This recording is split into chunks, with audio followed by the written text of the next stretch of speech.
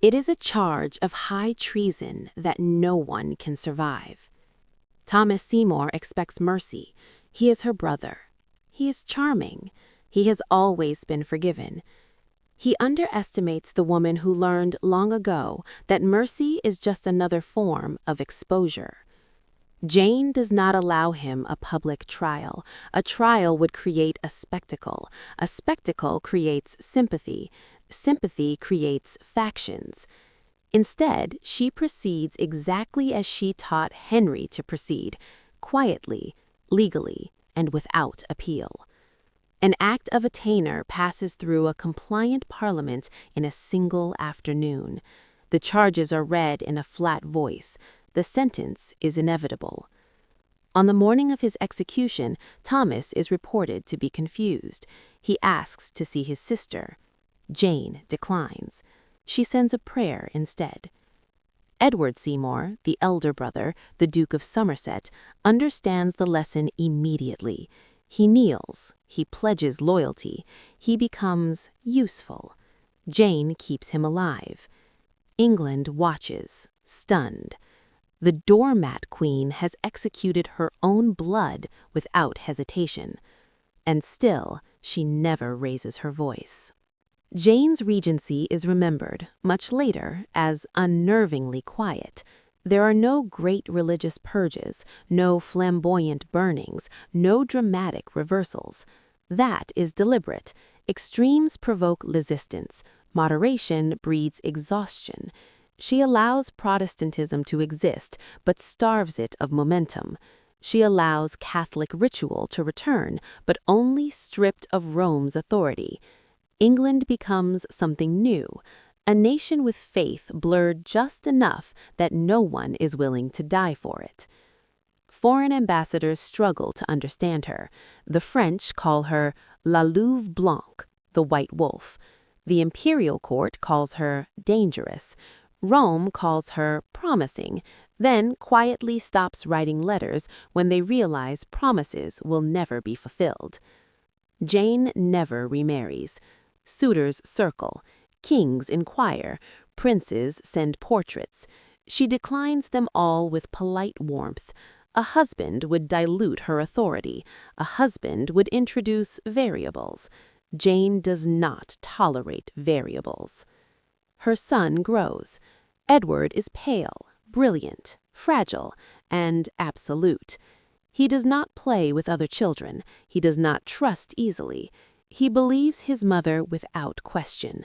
When he asks why his sisters are absent, Jane tells him they are loved, but unsafe. When he asks why men betray kings, she tells him men always betray kings. When he asks how to rule, she tells him softly, "Never let them see you want anything." By the time Edward is 16, he does not need a regent. He does not dismiss her either. Mother and son rule together, a dual monarchy without precedent. Parliament trembles at the precision of it. There are no power struggles. There are no coups. There is only policy, passed efficiently, relentlessly. Elizabeth grows up far from court, sharp-eyed and silent, learning caution instead of charm. Mary fades into obscurity, married abroad, removed from English succession entirely. Neither becomes a rallying symbol. Jane has seen what symbols do. When Jane Seymour finally dies, peacefully in her sleep years later, England mourns in confusion. There are no scandals to condemn her with, no lovers, no wars, no bloodbaths with her name on them. History struggles to place her, so it does what it always does to women like her. It calls her plain, it calls her lucky, it calls her obedient, and it misses the truth entirely. Jane Seymour did not survive Henry VIII by accident. She did not rule England by passivity. She did not reshape Europe by submission. She understood the most dangerous truth of all, that in a world ruled by violent men, the safest weapon is to let them believe they are holding the knife. Jane was never bound to obey and serve. She was bound to endure, and England never escaped her grip. She has her own brother, her own flesh and blood, executed on Tower Hill. The message is written in blood and sent to the council and the country alike. The Queen's loyalty is to the crown, not the clan. If she will kill her brother to protect her son, what will she do to you? The council falls into line. The doormat becomes the Iron Widow. The reign of young Edward VI, under her mother's regency, is an age of suffocating stability. There are no great wars. Jane hates the expense. There is no radical theology. Jane hates disorder.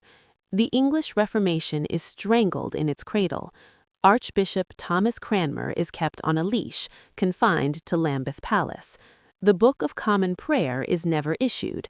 England remains Henrician, Catholic in ritual, Latin in worship, incense in the air, yet severed from Rome. It is a police state draped in velvet.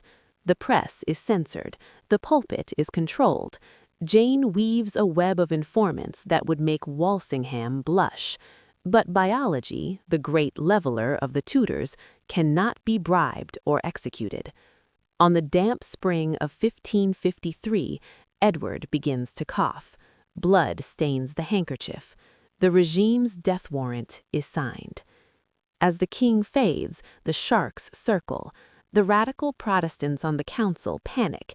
They know that if Edward dies, the crown passes to Mary, and Mary will burn them. They come to Jane with a desperate plan: bypass Mary and Elizabeth, crown Lady Jane Grey, and preserve the Protestant future. They believe they are manipulating a grieving mother. Jane listens. She nods. She tells them to draw up the papers.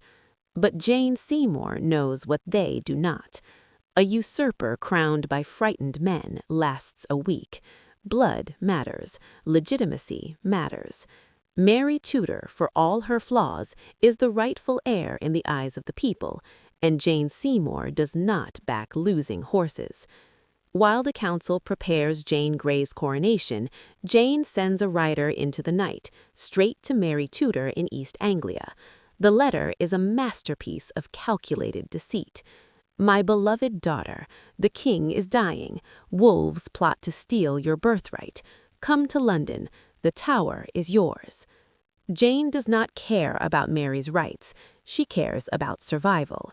She knows Mary, isolated, starved of affection, desperate for a mother, will cling to the woman who saved her crown. Edward dies on July 6th. The council proclaims Jane Grey queen. They wait for Jane Seymour to legitimize the coup. Instead, the gates of the Tower slam shut. Jane steps on to the battlements in deep mourning and announces that her son's last wish was for his sister Mary to reign. The coup collapses instantly. London erupts. Mary enters the city not as a fugitive, but as an invited queen. At the Tower gates, Jane Seymour hands her the keys. Mary weeps. She embraces her stepmother. She calls her mother. In that moment, England's fate is sealed. Mary's reign begins, but not as history remembers it. Jane Seymour becomes the Shadow Queen. She moves into Mary's apartments. She filters ambassadors. She manages the court. Mary, inexperienced and distrustful, leans entirely on the woman who saved her crown. Jane encourages Catholicism, but curbs fanaticism. Burnings occur, but they are surgical. Heresy becomes a political weapon, not a moral crusade. Enemies disappear under charges of Lutheran sympathies. Most importantly, Jane sabotages the Spanish marriage. A foreign king would displace her. Instead, Mary is married to an English noble, royal blood, weak will, easily controlled.